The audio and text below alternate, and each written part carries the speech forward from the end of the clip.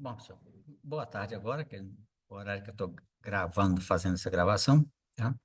Então, nós vamos uma gravação da aula de fitopatologia geral, né? Da disciplina da Unifines, né? Aqui é o fitopatologia geral, sexto período, né? Da agronomia, tá?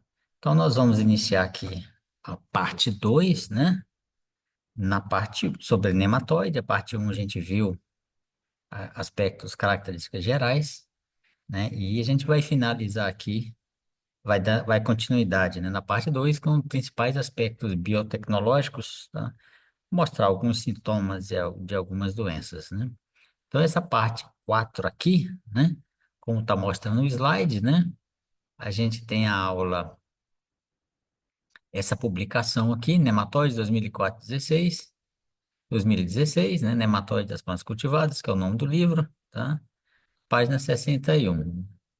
Então, isso aí, né, já está disponibilizado, né? No material aí no Google Sala de Aula, tá? Então, vamos dar continuidade. Então, a, na parte 2, né? Vamos passar aqui. Então, aspectos biotecnológicos, bioecológicos, melhor dizendo. Bom, nematóides são seres aí basicamente aquáticos, né? Então, onde tem água, né, livre, né, ele vai indo aí desde solo, né? Na parte aérea também de algumas plantas há alguma movimentação desde que haja água livre, né? Geralmente na parte da manhã, né? Como o nematóide ponta branca do arroz e no solo, principalmente os fitopatogênicos, né? Então é uma condição aí que tem a água.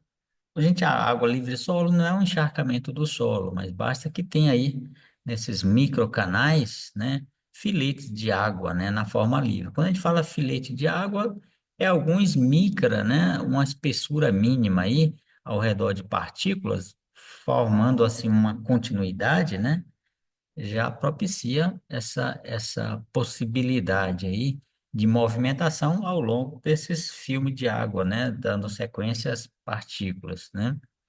Em partículas contíguas, tá?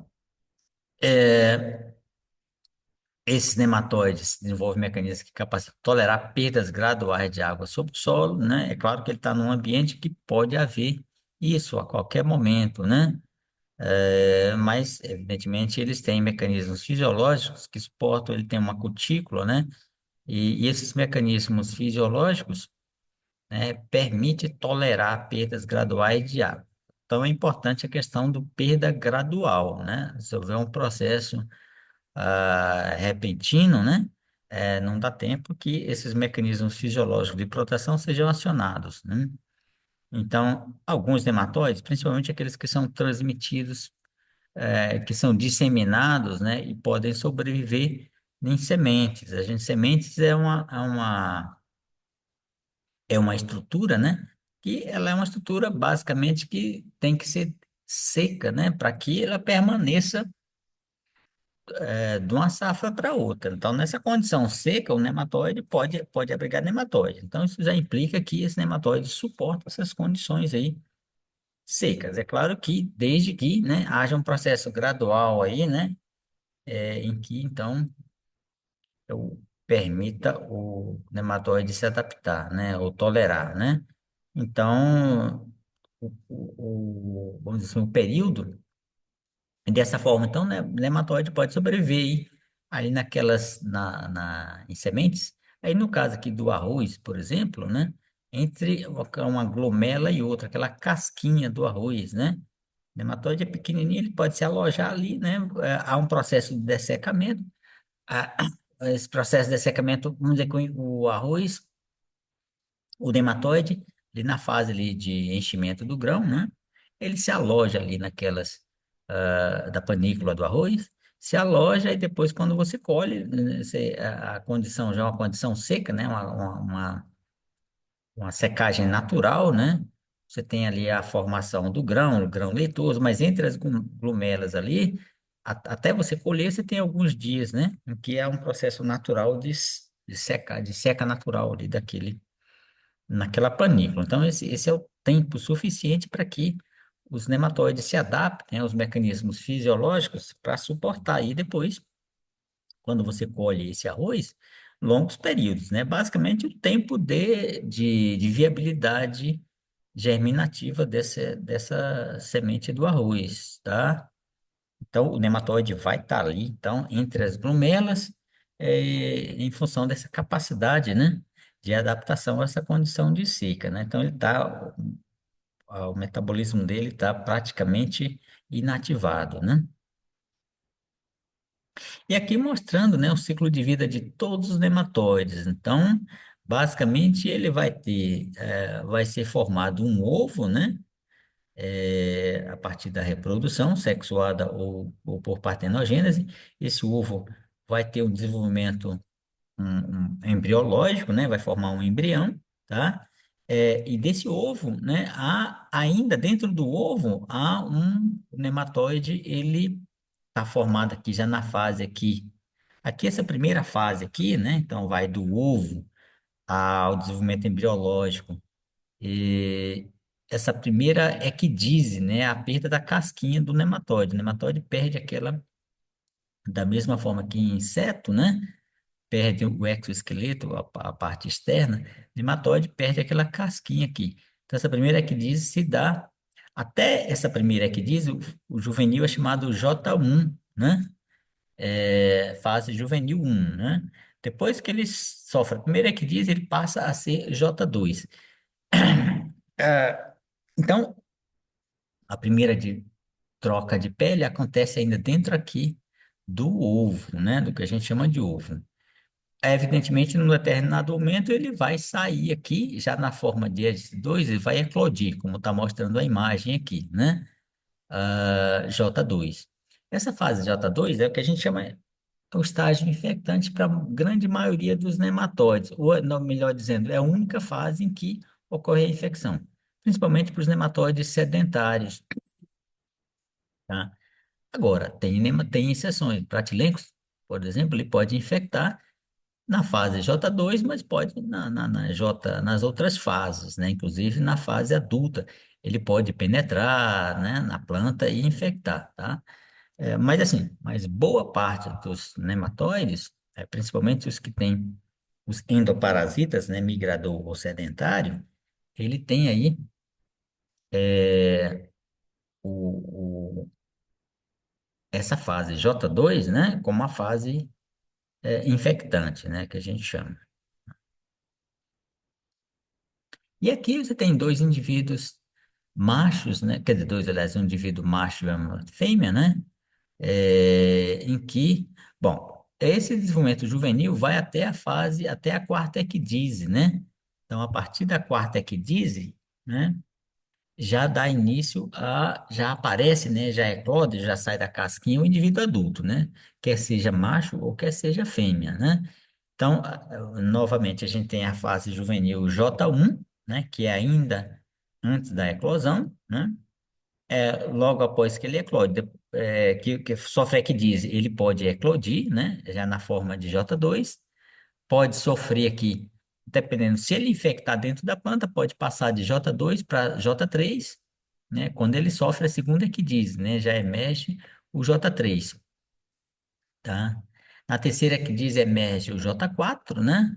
E depois, quando ele sofre essa troca de pele, a quarta que diz, ele já emerge o indivíduo adulto, né? Que seja macho ou seja fêmea, tá?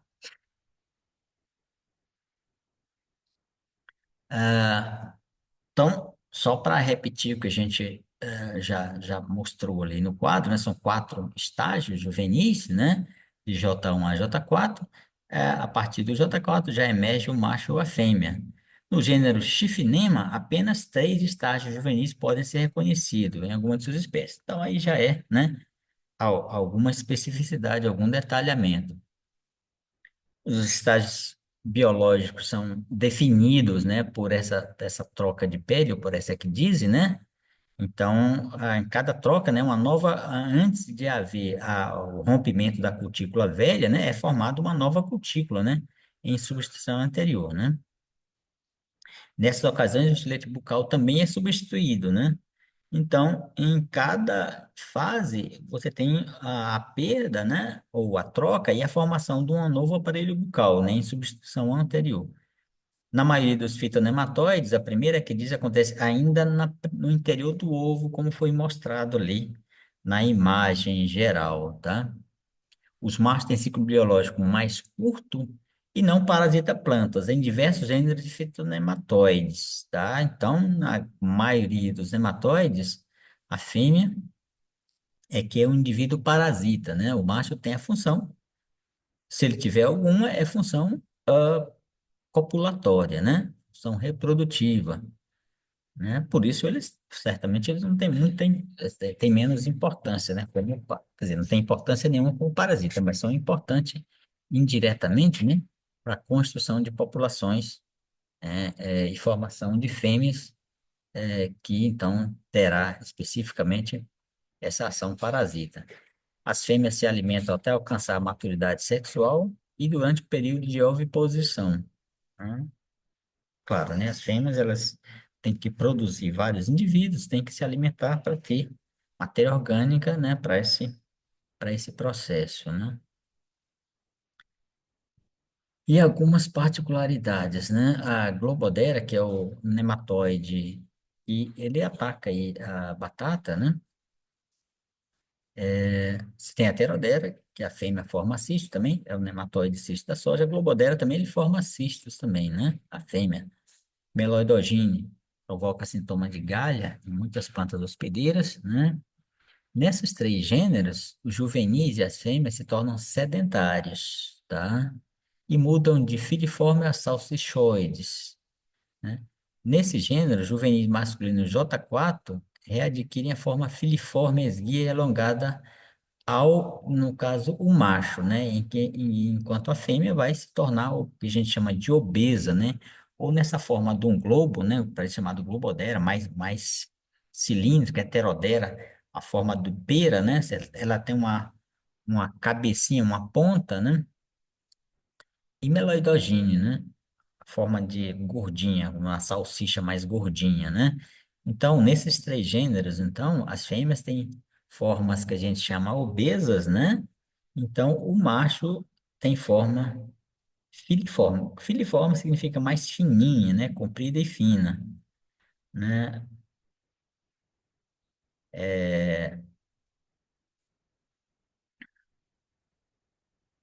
bom, proporção entre machos e fêmeas é chamado razão sexual, tá? Então, isso existem particularidades, né? Quanto a essa a proporção ou razão sexual. Em situação de estresse, pode acontecer aumento na percentagem de machos, né? Então, né, nas espécies que se reproduzem por anfimixia, né?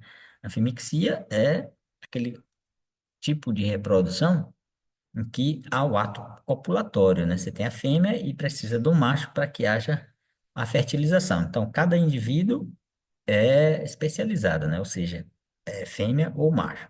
Diferentemente do que a gente já mencionou, da possibilidade de hermafroditismo, né? O mesmo indivíduo ter os dois tipos de reprodução, tá? No caso da anfimixia, especificamente, você tem uma especialização, né, em termos de aparelho sexual, né? Você tem um indivíduo que está com o aparelho macho, né? E tem indivíduos que têm dotado, né, do aparelho sexual relativo às fêmeas, tá?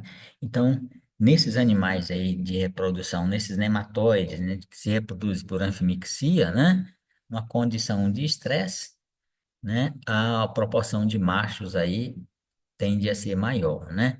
Nas espécies partenogenéticas, né, que aí inclui o gênero Meloidogine ou nematóide galha, frequentemente ocorre a reversão sexual em juvenis femininos, que dão origem a machos anormais, com dois testículos, ou seja, em espécies partenogenéticas, numa situação de estresse, né, pode ser que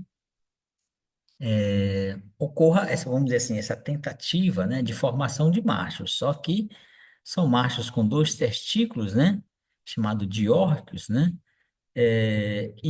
dificilmente são masters que tenha uma função, né? Que exercite a função sexual, né? De cópula, né?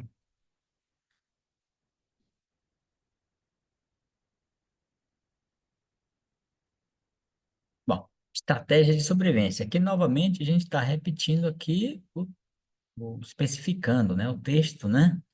Que é aquele um livro de nematologia, nematologia de plantas, né? Está aqui como arquivo digital Nemat 2016, tá? Só para relembrar novamente. Então, estratégia de sobrevivência, esse tópico 422. Então, né? Você vai achar aí, né? Essa referência, hein, que eu utilizei para elaborar esses slides, ou essa parte dos slides. Quais são as estratégias de sobrevivência? Né? A, a gente viu, por exemplo, em fungo, né, que produzem estruturas que são modificações da hifa, são estruturas especializadas com essa função de propiciar a permanência, né, daquela forma na ausência da sua planta hospedeira, né? A gente viu que nematóides, os fitoparasitas, são biotróficos ou parasitas obrigatórios, ou seja, eles só se alimentam em plantas vivas. Então, isso cria uma dificuldade, né? Já se você comparar com os saprófitas, fungo ou bactéria, que depois que a planta morre, pode continuar utilizando aquela palhada, né? Aquele resíduo vegetal como alimento. Então, aqui já seria uma dificuldade, né? Se você, principalmente para as plantas anuais, para nematóides e plantas anuais, já que você tira a planta viva, ou a grande maioria, fica muito pouca coisa no campo, alguma planta daninha, que nem sempre é hospedeira daquele nematóide.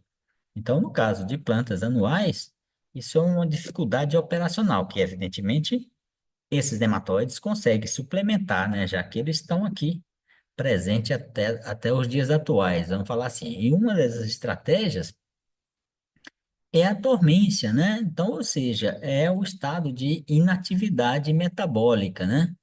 Em que esse metabolismo vai ser amainado, né? Abaixado, né? Ou fica quase nulo, né? Mas um nulo aqui de maneira reversível, né? Não é nulo, o metabolismo nulo, vamos dizer assim, pode significar a morte biológica, né?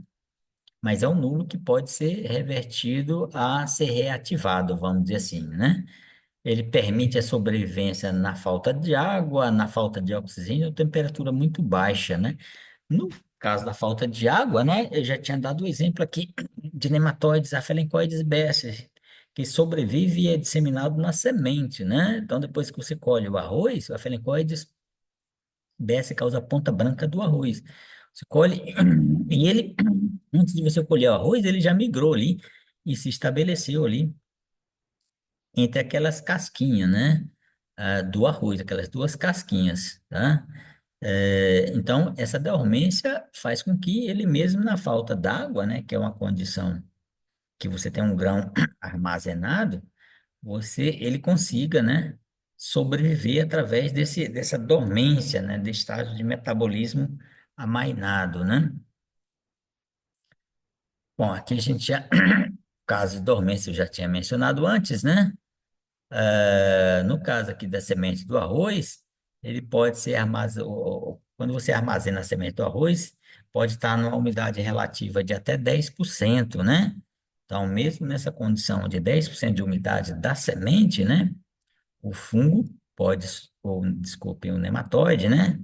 Sobrevive nessa condição de dormência, e nesse caso específico de resistência à falta d'água, é chamado anidrobiose, né? É, an significa negação, hidro, água, né? Então, biose, vida, né? Vida, né? Numa condição de não água, né? Ou de ausência de água. Só para a gente fazer aí uma construção teórica, né? Que eu acho interessante. Para a gente, anidrobiose. An, né? Sempre prefixo de negação, né? Hidro, água, né? E biose, vida. Só para a gente enfatizar aí o termo, né? Bom, e aqui, então, basicamente, nematóide. Bom, o nematóide, se não houver, no caso aqui, aquelas que atacam plantas anuais, sem a ocorrência, a possibilidade de essa forma de resistência, resta a opção de você ter um ciclo de hospedeira amplo, né? Porque quando você tira a cultura principal, não quer dizer que não fica nada no solo, naquele espaço, né? Naquela talhão, você vai ter erva daninha. Então, outra opção seria ter um círculo suficientemente amplo de plantas hospedeiras para que, para aquela condição específica daquele local, você tenha a chance, né, de alguma daquelas culturas que nascem e crescem ali e que permanecem na entre-safra, sejam possivelmente fonte uma hospedeira, né? É claro que isso não é tão simples assim, vamos dizer assim, né? Mas, bom, no caso aqui de Pratilencos, é um caso que chama a atenção, a gente vale a pena ressaltar, Pratilencos, ele tem um ciclo de hospedeira relativamente interessante, vamos dizer assim, para os sistemas agrícolas, porque, principalmente aqui para o nosso caso, não, pode atacar, por exemplo, a soja, mas também o milho, né? E certa algodão, outra cultura, ou pelo menos as principais culturas, ou grandes culturas, em diversas áreas. Então, isso é interessante porque, no caso aqui, só para raciocinar aqui para o nosso sudoeste de Goiás, ele tem a planta hospedeira como soja, depois você entra com milho, ele ataca o milho, mas você colhe o milho aqui em junho, julho, né? Bom, ainda vai ter ainda uns 4 meses aí, né? Sei lá, vai ter um mês aí, dependendo da época que você planta, vai ter agosto, setembro, outubro, sei lá, 3 meses, né? Em que você não vai ter a planta hospedeira. Então, como é que fica aqui o Pratilencos? Ele desenvolveu uma estratégia de dormência, não com tanta eficiência, como, por exemplo, a Heterodera, que pode permanecer vários anos. Heterodera não, Heterodera, isso, né? Hematóide cisto, né? Ele tem um mecanismo de Afalencoides Bessemer, né? Pode ficar vários meses ou anos. Você tem em trigo também, alguns nematóides em trigo que pode permanecer vários anos. Bom, aqui está aqui uma lista deles, né? Mas aqui no caso de Practilencos, ele tem um mecanismo, um certo mecanismo. Ele faz um arranjo metabólico que permite pelo menos 4 meses em que ele consiga permanecer sem estar se alimentando, sem estar. E que depois, quando você tem a planta hospedeira, ele reativado o metabolismo, ele volta a infectar, tá? Então, em função dessa alta, a gente pode pensar em culturas anuais, no caso aqui da sucessão, mas certamente eles conseguem também algumas ervas daninhas, são capazes de promover a multiplicação desse nematóide, erva daninha na ausência daquelas perenes, né? Só que assim, no caso de uma situação de lavoura, a densidade populacional dessas ervas daninhas permanentes, que não sejam anuais, são relativamente, densidade populacional é pequena, ou seja, permite a manutenção de populações pequenas. Então, se ela adicionalmente tem essa possibilidade de várias culturas agrícolas também, né? E aí, por exemplo, o milho, você tem um milho plantado em grandes áreas, né? Na mesma área que você praticamente você planta soja. Então, você aumenta muito, né? As possibilidades ou a possibilidade de permanência de populações altas para a safra subsequente, né? Você tem, na verdade, dois picos de multiplicação, né, na soja de verão, no milho safrinha, e você tem a sobrevivência basicamente 4 meses só, em que também o nematóide tem essa habilidade de permanecer ali fora né, sem que está se alimentando ali no milho, né?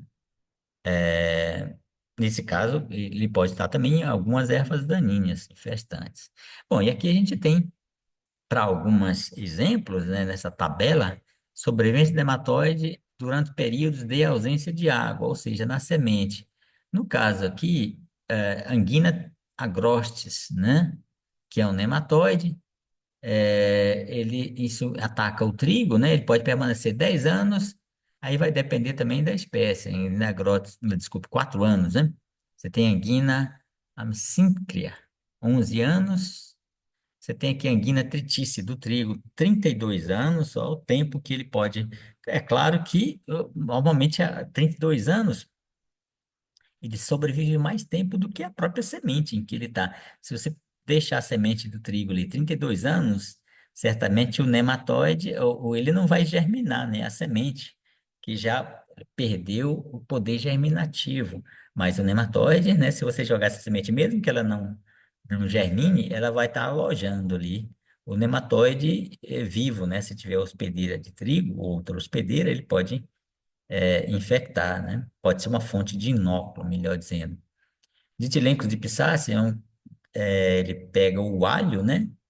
Tem como hospedeira o alho, as várias espécies de tilencos. 23 anos, 2 anos e meio, Heterodera avena, né? Que causa galha em aveia, né? 5,5 anos. Heterodera glicine, 6 anos. A literatura varia, né? Tem literatura que fala 6 anos, tem literatura até 11 anos. Lobodera, 25 anos, que causa nematóide em batata, né? Que ataca a batata. Pratilencos, 11 meses. Pratilencos penetrans, né? 11 meses, até relativamente. Mas dependendo do pratilencos é até menor, né? Esse período. Pratilencos penetrans. Tilencos, 39 anos. Então, ou seja, há uma variação enorme aí, né? Nesses tempo, né, de longevidade dessas estruturas, desses nematóides. Bom, a reprodução, né, sexual, né, Bom, isso que na verdade a gente, eu tô tá repetindo, né, aquele que a gente já mencionou, é porque eu achei por bem, né, eu produzi duas fontes diferentes, né. Mas fica como recordar, vamos dizer assim, no próprio slide, né? Apesar de você estar recordando, né? Aquela aula, né? Não precisaria, mas já que vamos deixar assim mesmo, né? A reprodução sexuada, a gente já falou antes, né? Envolve cópula, hermafrodita, espermatozoide e ovos são formados no mesmo indivíduo, já repetindo, partenogênese, os ovos se desenvolvem sem serem fertilizados, né? Esse é um concurso do espermatozoide. Ah, esse aqui eu acho que aqui a gente pode passar, esse a gente já. Ah, tá, não, alguma coisa um pouquinho diferente dos slides anteriores. Vamos lá. Bom, sistema nervoso, né? É constituído por um anel nervoso e gânglios, órgãos sensoriais. Um nematóide não possui visão, né? Se a gente pensar que ele está ali no solo, ele anda alguns milímetros, isso realmente não favoreceria muito a visão. É claro que tem senso tátil, né? Ele chega num determinado, ele encosta, vamos dizer assim, uma parte do corpo, a parte anterior, né? Num determinado colóide, partícula de areia, de grão, né? Ele desvia, né? Tem toda uma orientação. Ele tem órgãos sensoriais, né? Que captam estímulos mecânicos ou químicos. Mecânico está envolvido ali na movimentação. Químico, por exemplo, é reconhecimento de alguma substância que é produzido pelas plantas que são hospedeiras desse nematóide, né? Aí, entre órgãos sensoriais principais, a gente tem os anfídeos, né? Que são receptores de estímulos químicos. Você tem papilas cefálicas, são órgãos que dão gosto, né? Desculpe, táteis, né? Ou sensação de tato. Aí você tem fasmídia, deirida, que eu estou só citando o nome, eu não estou nem. Vou pedir a função de cada um desses aqui, né? Na verdade, só dizendo que, só estou citando que são nomes diferentes, né, de órgãos táteis, né, cada um com certamente alguma função que não vou cobrar aqui, né. Você tem um sistema excretor, que o nome já indica, né, ele excreta resíduos que resultam do metabolismo normal daquele indivíduo, né. Bom, aqui também só repetindo, dos ovos originais, as larvas. Bom, aqui tem alguma diferenciação em vez do texto anterior, porque aqui na verdade está repetido, mas tem alguma diferenciação, e porque são dois textos diferentes, né? É só por uma questão mesmo de deixar esses slides dessa forma mesmo. É, quanto ao desenvolvimento embriológico, né, a gente tem indivíduos que a gente classifica como ovíparo e ovovivíparo. O que que são os ovíparos, né? Em que o embrião só se desenvolve, né, após a postura, né, após sair do corpo da fêmea.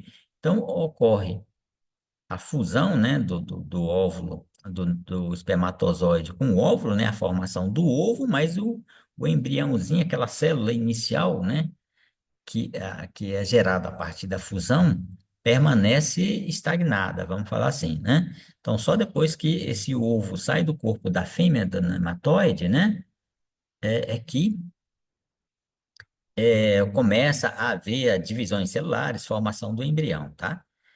Bom, analogia, né, para a gente ficar num evento, numa analogia conhecida, nossa, é da galinha, né? Sabe que ela põe o ovo, né? No ovo vai estar ali o núcleo, né? Uma célula, vai ter uma célula que a gente chama de célula ovo, uma célula grande, né? É aquela, início, se for uma galinha caipira, né? Então, é a célula que resultou da fusão do espermatozoide do galo, né? Com o óvulo da fêmea, né? Daquele tamanho mesmo, mas é uma única célula, tá? E ele, né, enquanto está na fêmea, ali dentro do corpo da fêmea, ele não se desenvolve. Depois, quando a fêmea põe, né, e aí se há o processo de chocar, né, aqueles ovos, aí começa a haver desenvolvimento embriológico, divisões celulares, formação toda aquela sequência de eventos, né, dentro do que a gente chama de desenvolvimento embriogênico, tá, do embrião, tá? Então, a galinha, né, para a gente novamente ficar um caso conhecido seria ovípara, né? Aqui nematóide também a gente tem os nematóides ovíparos, portanto, em que só depois que o ovo sai, né, da fêmea do nematóide é que começa a haver esse processo de desenvolvimento do embrião. Você tem o ovo vivíparo, né, que os ovos são depositados com uma larvinha, né, porque uma larva já tem um indivíduo, né, praticamente né, na forma, né, que ele vai nascer. Só depois, quando ele virar adulto, que pode mudar de forma. Mas aqui já tem um indivíduo, vamos dizer assim, formado, né? Ah, então, aí você tem, né? Aqui não no nematóide, mas você tem os vivíparos, né? Então, já quando a fêmea já dá origem ao indivíduo que vai ser o mesmo na fase adulta, vai apenas crescer em tamanho, né, em dimensão. Mas o ovo vivíparo, né? É uma coisa intermediária, né? Quando você entra entre o vivíparo e o ovíparo. Então, faltando o ovíparo, estagna, né? Você há a fusão e todo o desenvolvimento embrionário vai ser após aquela fêmea colocar aquele ovo para fora. O vivíparo é o extremo oposto, né? O desenvolvimento embriogênico todo é no corpo da fêmea e ele já vai dar um indivíduo que, apesar de ser jovem, mas ele vai só crescer em dimensão, mas vai ter as mesmas características, da mesma forma que um boi, uma vaca, um ser humano nasce já na mesma forma que vai ser adulto, só vai aumentar de tamanho, só vai haver multiplicação celular, não vai haver mudanças qualitativas no desenvolvimento daquele ser. O ovíparo é uma coisa intermediária. Quando o ovo sai, né, do corpo da fêmea, vai ter uma espécie de larva, que já é o indivíduo, mas ainda vai ter que haver umas transformações qualitativas, né, para que se torne um indivíduo adulto. Portanto, o ovo vivíparo é uma situação intermediária entre ovíparo e vivíparo, tá? Só para contextualizar. Bom, e esse desenvolvimento larval aqui, característicos dos nematóides, né? Eles sofrem quatro trocas de peles, ou quatro equidizes, né?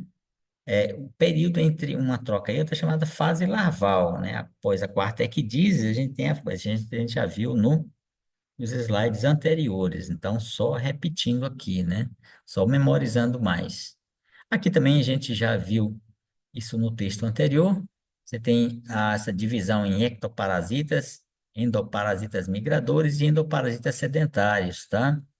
Ectoparasitas e endoparasitas migradores produzem grande quantidade de ovos e têm uma distribuição mais uniforme no campo, mas não uniforme se a gente comparar, por exemplo, com outro parâmetro, como algumas doenças como a ferrugem, né? Mas dentro do grupo dos nematóides, né, ele tem uma distribuição mais uniforme do que dos endoparasitas sedentários, tá? Que é, por exemplo, a nematóide de galha, né?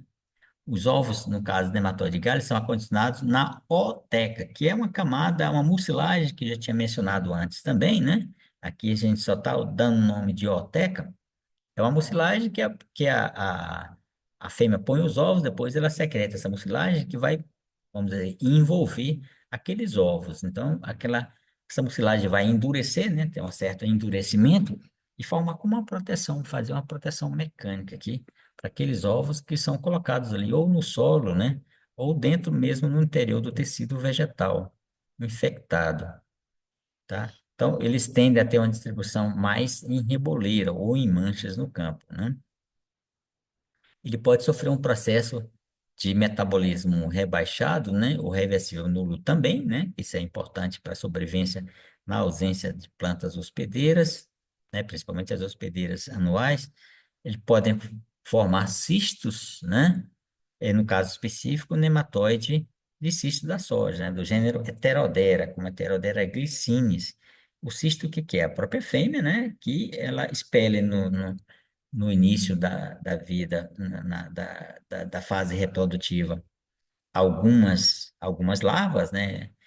Mas depois, a maior parte, né? Ela permanece no corpo da fêmea quando ela morre, né? Depois que ela morre, então, é um processo de formação de uma casquinha grossa, né? O próprio corpo da fêmea se transforma numa carapaça, vamos dizer assim, né? Isso é uma estrutura que é claro que essa carapaça, o corpo da fêmea, funciona como proteção física, mas aquelas larvinhas, ela tem que sofrer alteração metabólica para reduzir o metabolismo, já que ela não vai ter alimento ali durante essa fase aí de sobrevivência. Mas a casquinha entra aí, dando alguma proteção física, algum fator externo, ou algum agente externo, que poderia, então, inclusive, se alimentar dessas larvas.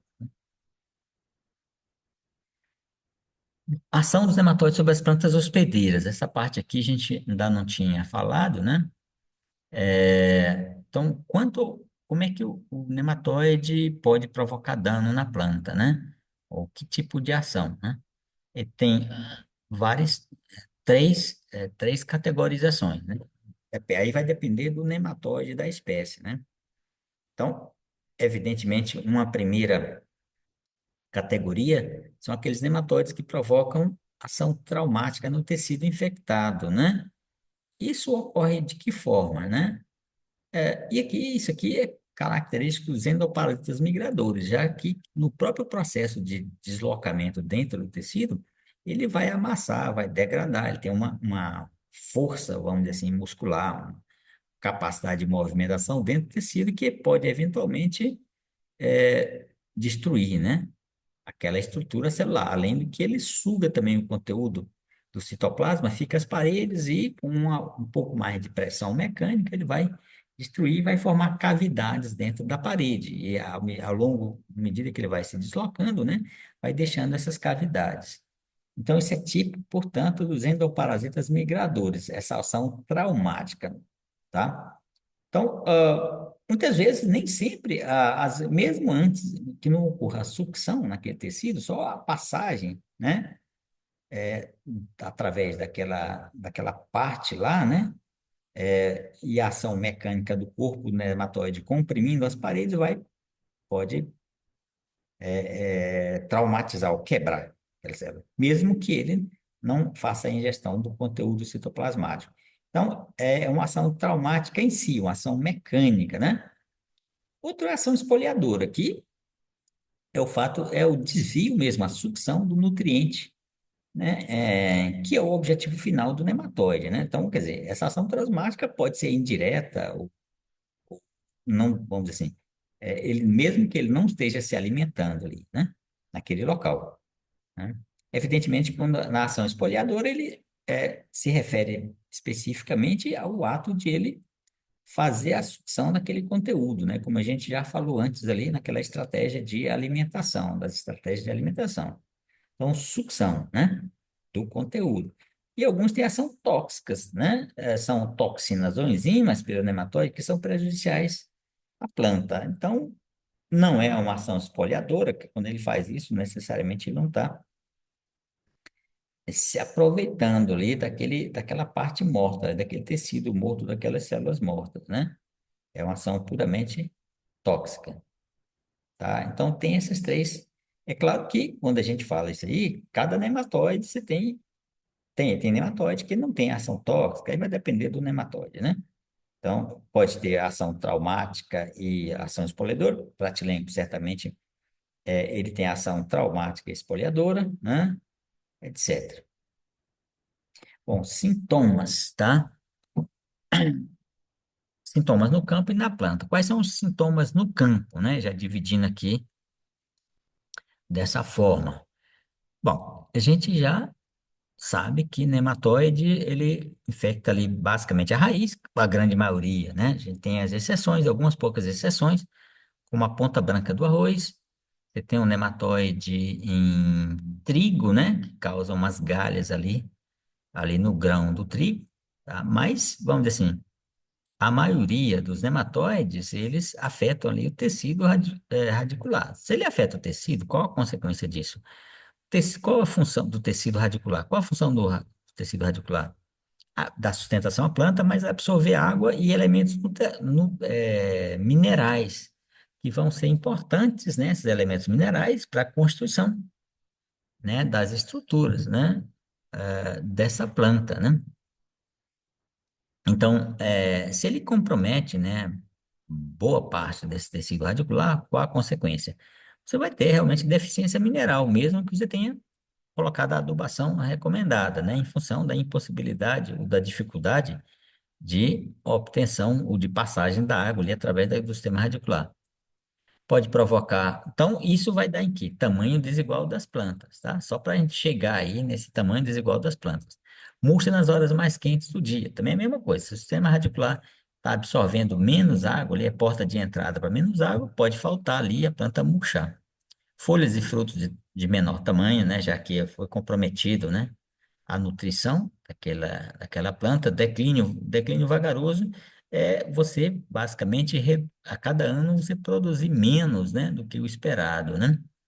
Então isso pode acontecer, por exemplo, com a acerola atacada por nematóide, você tem uma vida útil lá de X anos, você vai ter X menos alguma coisa, sei lá, 20 anos, você vai ter ao longo de cada ano, você vai reduzindo até, às vezes, com 10 anos, você já ter praticamente uma produção econômica, economicamente inviável para você manter aquele cultivo, né? Nanismo ou entorceiramento, exibição exagerada de deficiência nutricional, tá? Redução da produção como consequência. Sintoma nas plantas, sistema radicular. Bom, isso aqui novamente é para o conjunto dos nematóides. Se a gente pegar uma determinada meloidogine, né, javânica, não quer dizer que vai causar todos esses sintomas, tá? Então, aqui é você pegando o conjunto, só para lembrar. Sistema radicular denso, com formação excessiva de raízes laterais, sistema radicular deficiente e pobre. Galha nas raízes é específico aqui de meloidogine, né? Pode ser na raiz, pode ser no tubérculo, no bulbo, né? No caso de alho, ou qualquer outra parte da planta em contato com o solo, né? Quer dizer, parte da planta em contato com o solo ou é raiz ou é caule, né? Tuberoso, né? Raiz em forma de dedo, né? Provavelmente aqui seria pratilencos, descoloração e quebra do córtex radicular, rachadura nas raízes, paralisação de crescimento, raízes amputadas ou morte das pontas das raízes. Necrose em órgãos aéreos subterrâneos, necrose em órgãos aéreos pode ser a Phalancoides baecia, né? Causa a ponta branca do arroz. Manchas escuras em folhas, podridões, formação de sementes anormais, pode ser angina, artritice, né? No caso aqui do trigo.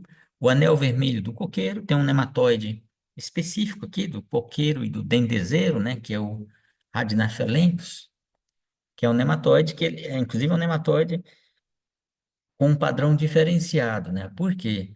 Porque a gente fala aqui nematóide basicamente é de raiz, com as exceções, eu já citei uma exceção do alho, do Aphelencoides baecia, né, do arroz. Você tem do alho também, que é na parte aérea. Você tem um anel vermelho, que é na parte aérea, inclusive, que ele infecta, ele penetra pela parte aérea. Inclusive, ele tem um vetor, né?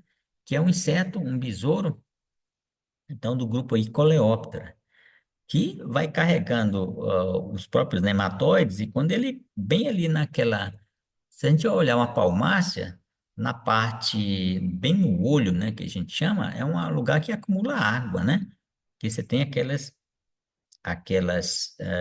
pedúnculos, né, que formam uma espécie de taça, né? Então, aquilo acumula água. O nematóide deposita ali, por uma ação acidental, né?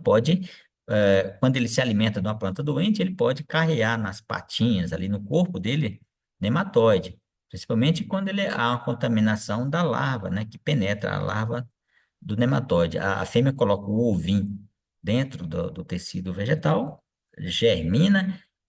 Se ele esse ovo germina, produz a larva que vai se alimentando e vai contaminando ali a larva, né? Com indivíduos ali do nematóide, né? Então, ele se torna adulto e permanece lá a contaminação. Então, o adulto vai voar, vai para uma planta sadia, no momento em que ele chega ali naquele olhinho, né? Ele deposita ali na água, alguma água ali que está por ali. E o próprio nematóide se encarrega de fazer a penetração direta ali, naquele olho lá do dendezeiro, né? Então, é um fator limitante para a cultura do dendê, né? Alguns formar células gigantes, né, que a gente chama de hiperplasia e hipertrofia, é específico aqui do nematóide de Galha, né, Meloidogene. Bom, a disseminação. Então, de que forma o nematóide pode passar de uma planta para outra, né, ali no campo, né, ou seja, de que forma ele se espalha, né, ali naquela espaço geográfico. Mas também a gente chama de disseminação de que forma ele passa de uma geração para outra, ou de uma estação de cultivo para outro, né? Então, ou seja, então a gente pode dizer que nematóide pode passar utilizando seus próprios meios. O que que é isso? É um movimento ativo, né? Ele sai de uma raizinha e vai para outra. É claro que isso ocupa uma distância muito pequena, né? Alguns centímetros, ou talvez no máximo 1 metro, ou alguma coisa assim, né? 1,5 metros. Tá? Então, é limitado em termos de área atingida, né, por esse processo aí, pelos próprios meios. No máximo, vai de uma planta, né, posso passar para a planta vizinha, né? Através do transporte de material propagativo, isso pode ser, né? Né, na verdade, quem define isso é o homem. Se ele pega um material de propagação, né, uma muda ou uma semente, porque material propagativo pode ser sementes, né, muda, tubérculo, ele pode pegar um avião e ir para o outro lado do mundo, né? Então, aí, na verdade, o homem é que é o modulador aí da distância, né, em que esse processo pode atingir, né? Por implementos agrícolas, implemento agrícola é mais a nível de talhão mesmo, né? Às vezes, quando passa e fere e traz partícula de solo contaminado, logo em seguida, não é muito distante, ele perde, né? Não leva a grandes distâncias.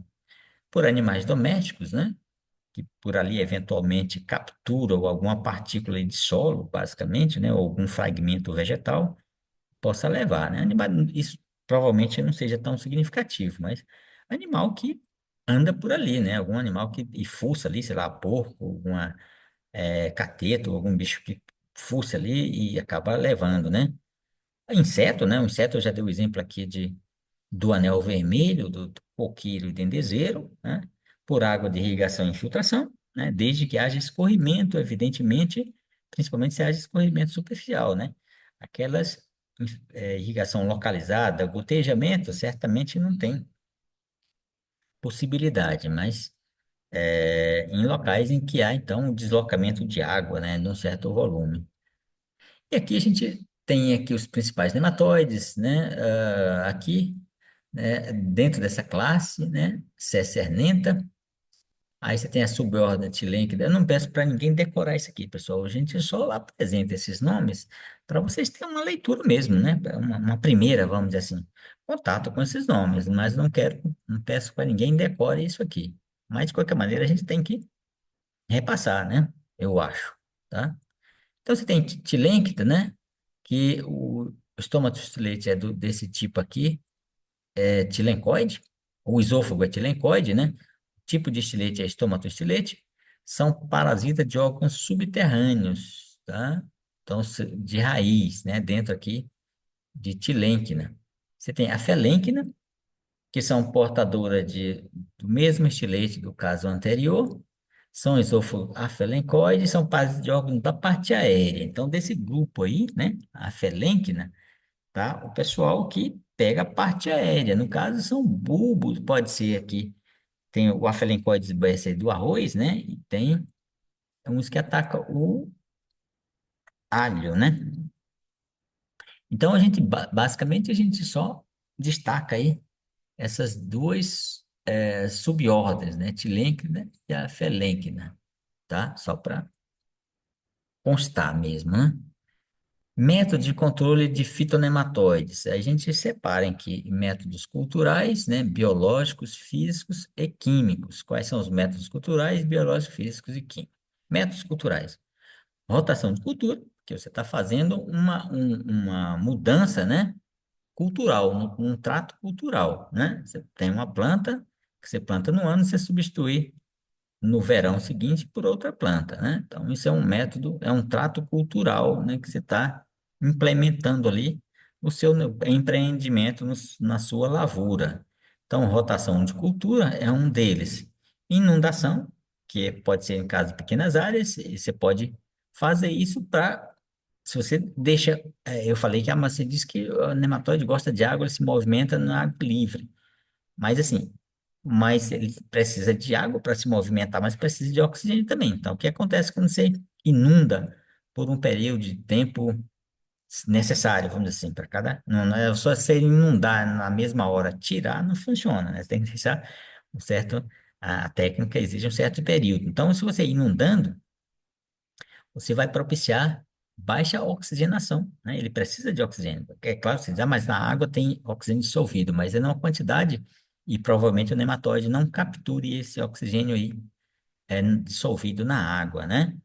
Então, você vai propiciar, nesse caso, a inundação durante um certo período, até você erradicar não erradicar, claramente, mas que alguns nematóides podem ter formas de resistência, né? No momento em que você faz essa ação, né?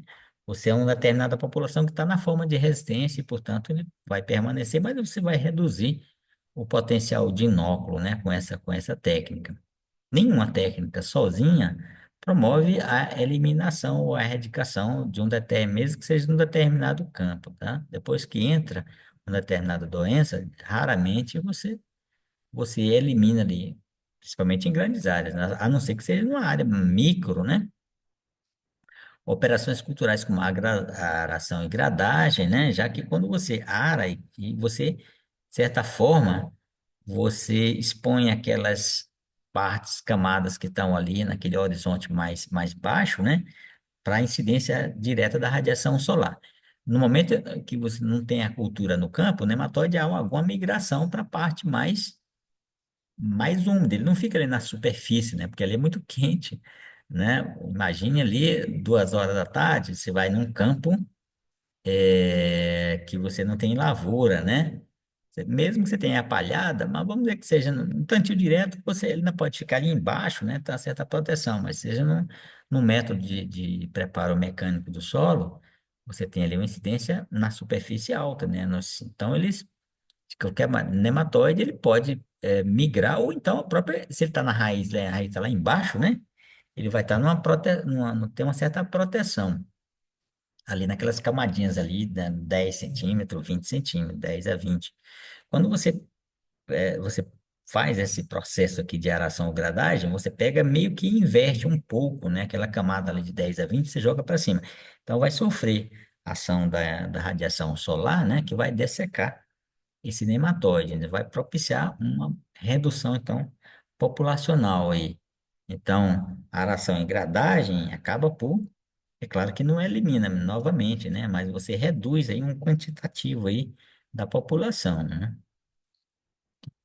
Métodos culturais, ainda métodos culturais, né? Época de plantio e colheita, variedades resistentes, ótimo, né? Se for o caso, utilização de plantas que a gente chama atraentes, como Brassica nigra.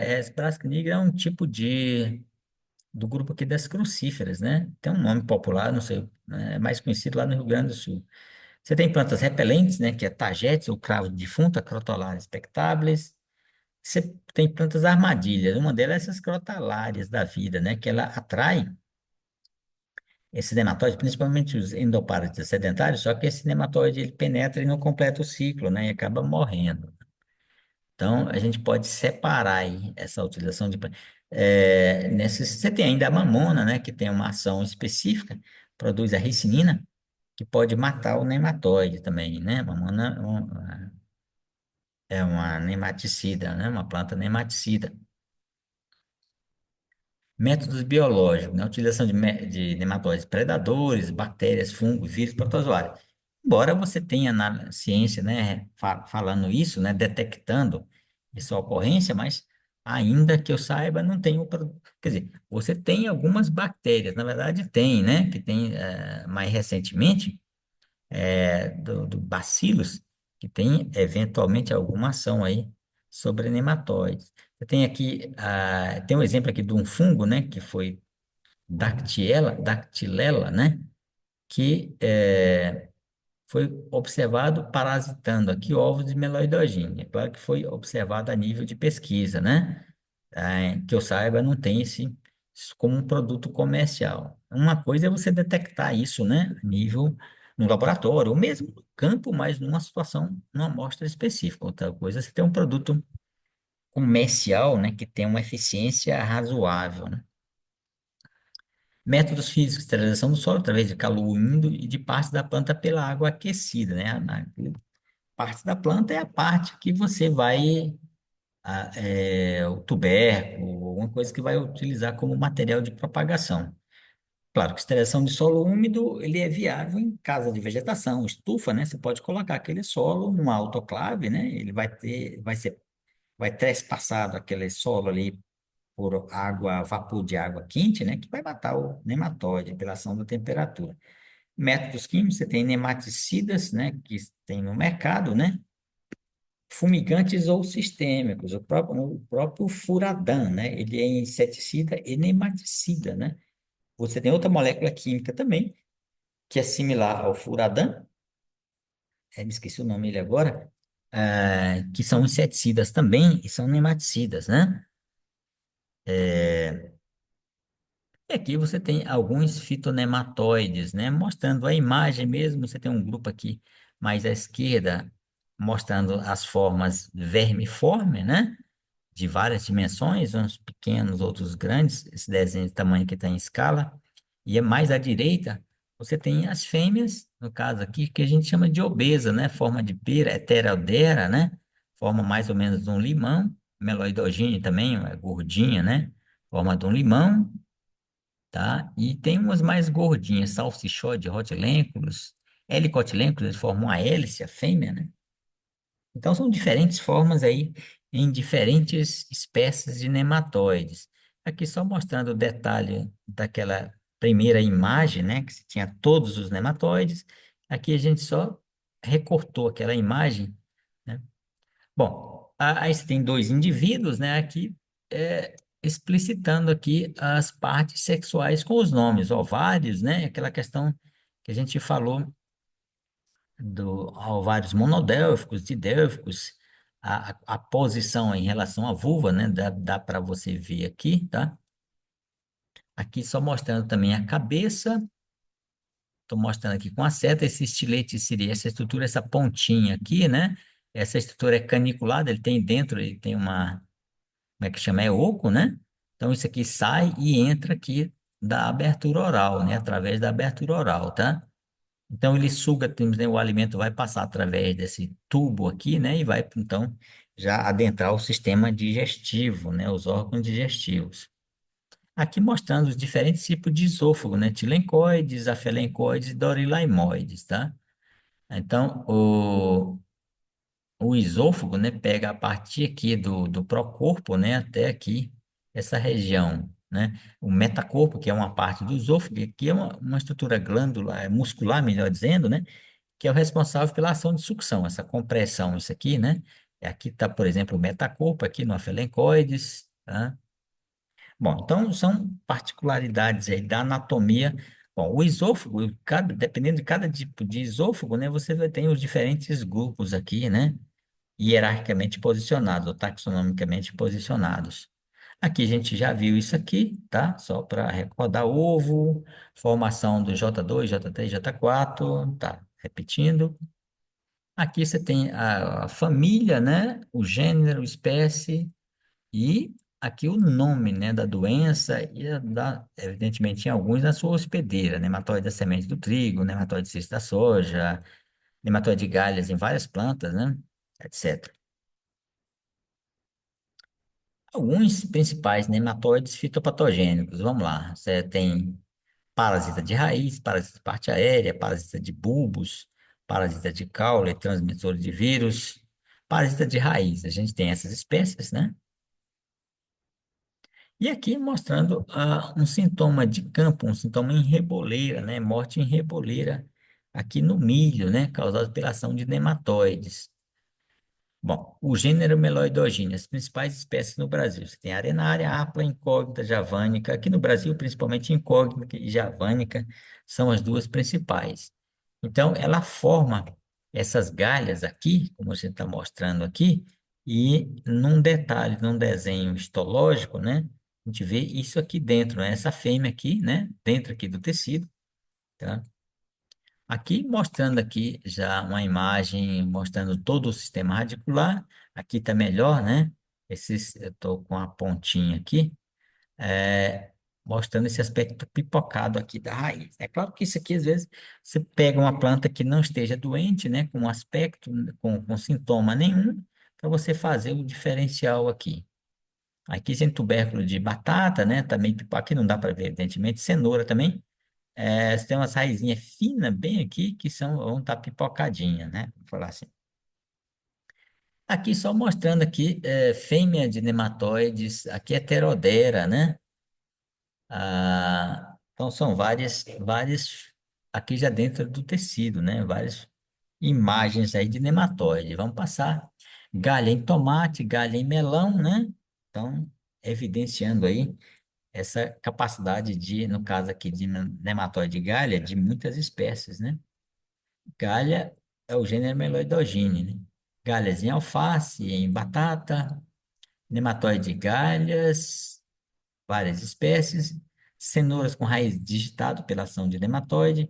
Claro, não só o nematóide pode provocar isso na cenoura, né? Próprio alguma pedrinha ali no solo, né, do canteiro, né, pode induzir essa coisa aqui. Aqui sintoma desfolhamento aqui, né? Aqui é no café, né? Você tem esse aspecto fome de minerais aqui no algodão, né? Certamente ele está impactando o sistema radicular, né? Está fazendo com que a planta absorva menos. Então, heterodera, né? São 57 espécies, né? Ele é importante aqui para a soja, né? São os que a gente chama formadores de cistos. E a gente tem Heterodera glycines, que tem como hospedeira principalmente as fabáceas, que são antigas leguminosas. Dentre essas fabáceas, a gente tem aí a soja, evidentemente, que é a principal hospedeira em termos de importância econômica, mas ela pega aí feijão ou outras, mesmo que não sendo uma hospedeira tão boa assim, mas ela pega outras, principalmente dentro do grupo aqui das fabáceas ou leguminosas. Aqui um aspecto aqui na soja, né? Esse amarelecimento aqui em reboleira, né? Aqui um detalhe da folha, com esse tipo de sintoma que a gente chama folha carijó, né? Aqui mostrando uma imagem da fêmea, né? A fêmea já morta, mais escura, quando ela morre, ela adquire essa coloração escura. Quando ela está ainda vê uma cor clarinha, né? Cor de leite, né? Leitosa, né? Então, isso aqui você tem uma quantidade enorme aqui, mostrou que arrebentou aqui a fêmea, né? E você tem aqui o ovinho e larva, né? Aqui um detalhe aqui real, né? Só para você ter uma dimensão, você tem a unha, né? Só para você fazer uma analogia, né? Com a dimensão real. Aí você tem aqui, seria essa pontinha branca que eu estou mostrando aqui, seria a fêmea. Notem que ela está só com a cabecinha, quer dizer, não dá para vocês notarem isso aqui, que dá melhor, né? É só aqui a parte posterior, né? Ele só permanece aqui uma parte da região anterior dentro do tecido. Mas é claro que se você chacoalhar isso aqui, né? Ela cai, né? Então ela já se desenvolveu, a fêmea já está, ela expôs aqui a parte posterior para ser copulada, evidentemente, que tanto ela na fase reprodutiva, né? Logo em seguida ela vai ser destacado aqui da folha e dentro dessa fêmea vai sair novas larvas ou ela vai morrer e vai permanecer ali durante a entre-safra. A reprodução é anfimítica, no caso aqui de Heterodera, né? Uma fêmea pode ser fecundada por mais de um macho. Existe variabilidade em termos de raças patogênicas, raça um, 2, 3, várias aí. Ele se dissemina por aves, mamíferos, homem, mas, né, pelo homem, se ele levar semente contaminada, né, seria ter alguma importância. Aves, apesar da literatura citar, né, certamente ele tem um peso pequeno em termos de determinar essa ou aquela epidemia. Rotação de culturas por 2 anos, né, é um fator que pode servir de manejo da doença, né? Pratilencos é chamado nematóide das lesões radiculares. As raízes ficam ralas, necróticas, escurecidas. As principais espécies de Pratilencos braquiúrios, que foi detectado primeiro na braquiária, né? Zeia, que é encontrada no milho, e Pratiaria coffea no café, né? Aqui a gente já mostrou, aqui especificamente de Pratilencos, né? Aqui está em inglês, mas né, a gente já, né, não precisa, né, só para aproveitar a imagem mesmo aí, né? Aqui no caso aqui de Pratilencos, né? Deixa eu só fazer aqui um parêntese. Aqui esse egg é de ovo, né? Sofre primeiro, que diz aqui, na larva, né? Já sai a larva de segundo estágio. Então, só mostrando a setinha, tanto a larva de segundo estágio, né? Ela pode, mostrando a setinha, pode penetrar na raiz, né? Como a terceira, quarta, então em várias, eu já tinha mencionado antes, mas aqui está a imagem só para você ajudar, né? A memorizar, né? Eu já tinha falado antes que o Pratilemos pode penetrar na raiz em qualquer estágio, não só na fase chamado larval 2 ou J2, melhor dizendo, mas em todas as fases, inclusive os adultos, né? Na fase adulta, né? Tanto o macho quanto a fêmea podem penetrar na raiz, tá? E ali se alimentar. Só para mostrar o detalhe. Pratilencos e aqui essa aqui, essa planta aqui, tá parecendo café, não sei, mas aqui mostrando aqui um detalhe aqui, à direita, né, de raízes que são necrosadas, então pela ação direta aí do nematóide. Aqui mostrando pratilencos, né, aqui já com a imagem aumentada, aqui aqueles pelinhos radiculares, né, já tinha falado antes, essa é uma raiz, normalmente, ou no ápice, né, no ápice, que a gente fala na parte meristemática, né? Na pontinha da raiz, né? Ou em pelos radiculares, onde se dá ação de penetração dos nematóides, principalmente. Aqui só mostrando uma nematóide aqui dentro do tecido, né? Está avermelhado por uma ação de um corante, né? Alguém fez isso de propósito, só para mostrar, né? E essa cor avermelhada aqui evidenciando a forma do nematóide. Aqui, à direita, é um sistema radicular sadio, né, em comparação com a esquerda, que você tem um sistema radicular que está infectado, né, que está danificado aí pela ação de nematóides. Aqui, esse aqui é do grupo das aráceas, eu não sei exatamente, é o cará, o carainhame, alguma coisa assim, né? Aqui mostrando plantas que foram mortas aqui pela ação do nematóide aqui no sistema radicular. Aqui uma reboleira de uma planta, deixa eu ver se tem um nome, eu não sei que planta é essa aqui, parece trigo, né? Deve ser trigo, né? Aqui mostrando em pratilencos em amendoim, aqui na vagenzinha do amendoim, um arroz da bananeira, né? Afetado por pratilencos. Radófilos é o nematóide cavernícola chamado, né? Que causa problema principalmente na banana da terra. Esse nematóide é importante para nós aqui, quando eu falo nós, é a região sudoeste, né? Principalmente na banana da terra. É um endoparasita migrador, né? Aqui mostrando uma banana que foi tombada, né? E aqui um detalhe interessante, essa imagem aqui, pessoal, porque a banana é uma cultura que ela pode quebrar, e aqui a gente pode diferenciar de quebrar ou tombar. Quando ela quebra, é pela ação exclusiva do vento, né? O vento bate aqui e quebra aqui no meio. Quando está tombado assim, significa que o sistema radicular dele, o sistema de ancoragem, está fraco pela ação de nematóide. Então, geralmente, em nematóides, ocorre tombamento e não quebramento, né? Aqui mostrando nesse nematóide cavernícola aqui uma raiz totalmente necrosada, né? Esse necrose aqui certamente por organismo contaminante aí, mas quem deu a porta de entrada aí foi o nematóide cavernícola. Tilencos é um nematóide aqui de citros, né? É um ectoparasita sedentário. Aqui só mostrando a imagem, o aspecto sintomático, o dano aqui provocado à esquerda, né? Uma raiz sadia, né? E aqui à direita, uma semente infectada por tilencos. Aqui mostrando os citros, né? Esse declínio lento, né? A cada ano ele vai produzir menos, tá? Rotilencos, tá? É um endoparasita, semi-endoparasita sedentário, aqui atacando o algodão é uma cultura muito suscetível às malváceas em geral, não só o algodão, mas como o próprio quiabo, né, o quiabeiro, são muito suscetíveis a nematóides em geral, não só nematóide de galha, rotilencos, pratilencos. Aqui só mostrando uma imagem aqui do rotilencos, sem mais rotilencos.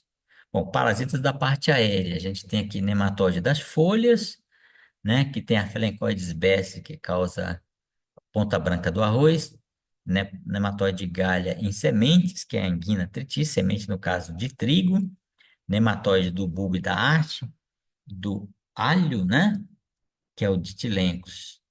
O Aphelencoides, ele é disseminado pela muda, né, contaminadas. Arroz nem sempre tem um sistema de semeadura. Em alguns locais, na China e alguns, você planta muda de arroz. No Japão, tá? Então, a muda pode estar contaminado aí com a felencoides. E a própria água de irrigação, no caso do arroz, existe aquela inundação por lâmina da água permanente, né? Esse afelencoides, além do arroz, também ele pega o morango, né? E crisântemo. Então, ele é da parte aérea, né? Não é nematóide, então, de raiz. Da parte aérea, incluindo aqui folhas e brotos. Aqui, né? Sintoma de ponta branca do arroz, ponta branca do arroz, sementes produzidas. Então, a disseminação se dá pela semente, né? À medida que a planta vai crescendo, não é que ele anda um pouco na planta, mas a planta vai crescendo, ele passivamente vai ascendendo, né? Na parte aérea da planta. Aqui mostrando esse afelencoides em morango. Bom, nematóides parasitas de bulbo tubérculo. Você tem aqui nematóide do caule, né? De bulbos, que é o Ditilencos, tá? Aí você tem o Ditilencos de Pisace, que ataca alho, cebola, batatinha, alfafa, né? Atingindo o caule ou bulbo dessas plantas. Aqui mostrando no alho, né? O Ditilencos em cebolinha, no caso aqui, né? Não, em alho, né? Alho, tá? Aqui mostrando alho ou cebolinha, não tem o nome aqui. Mostrando no alho, né? Sintoma de nematóides. Bom, parasitas de bulbos, tubérculos, órgãos subterrâneos. Bom, aqui deve estar colocado. Bom, nesse caso aqui, na verdade, são parasitas. O Radiolaphelengos é parasita do colmo, né? Do caule, né? Ele penetra pelo estômago e algum ferimento ali no caule. Aí a gente tem Radinaphelengos cocófilos, que ele pega coqueiro, algumas palmeiras, como o dendezeiro, no caso do dendezeiro, é um fator limitante, né? Ele dissemina, já tinha comentado antes, pela broca do olho, né? Que é o inseto chamado Rhynchophorus, tá? Aqui está ele, né? Que é como é que chama? O vetor, né? Do anel vermelho. Chamado anel vermelho por isso, quando você corta a parte aérea, principalmente quanto mais próximo ali do olho, né? Você vai ver isso. Ele penetra ali, como eu falei, naquela região ali do olho da planta, que a gente chama, né?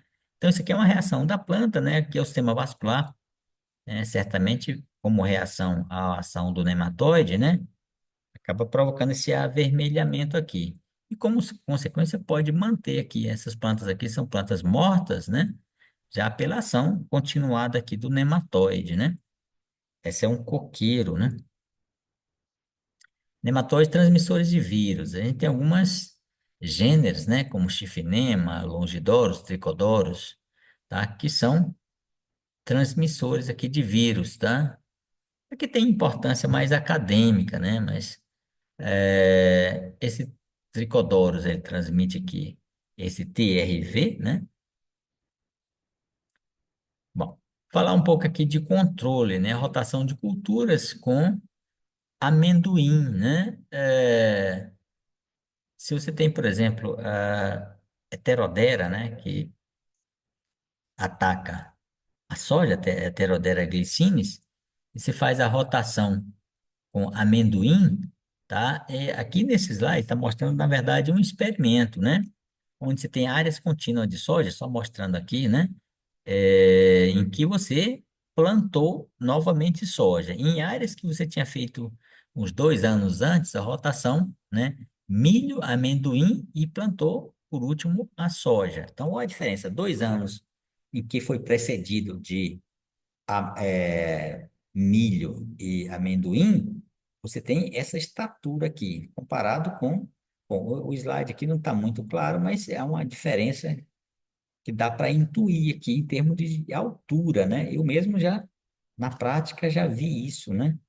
E aqui a área onde você tinha vários anos de cultivo continuado de soja, né? Quando você tornou a plantar, aconteceu isso, baixa estatura da planta.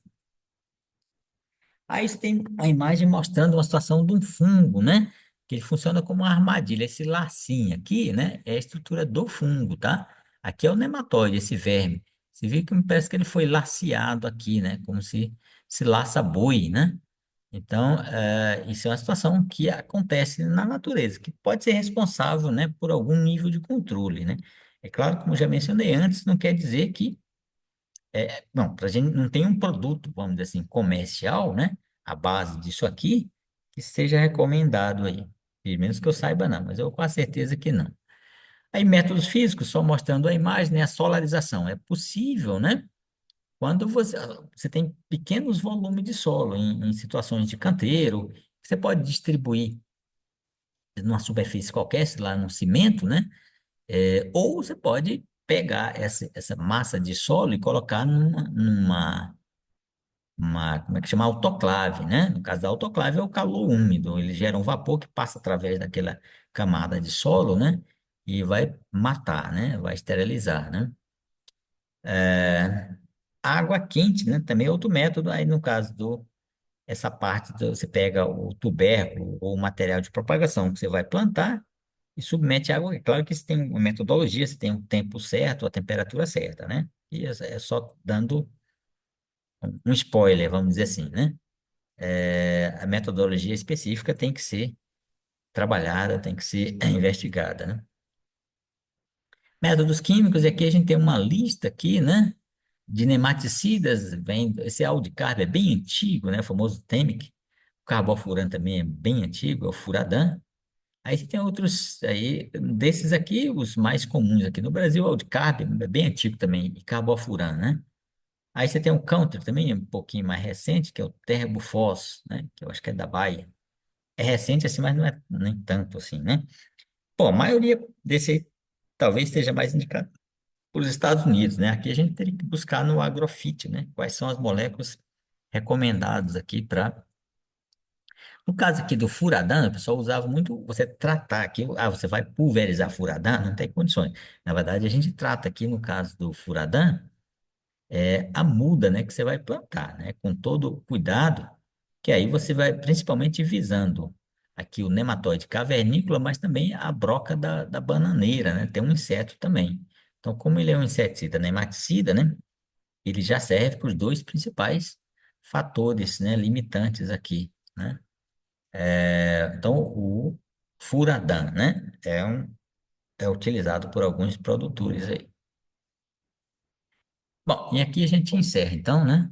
Aí, na verdade, foi só uma panorâmica aí, né, de algumas doenças, né, causadas por nematóides, tá bom? Então, obrigado para vocês e até a próxima. A gente encerra a parte 2, então, né, do nosso programa, do nosso conteúdo relativo a nematóides, tá?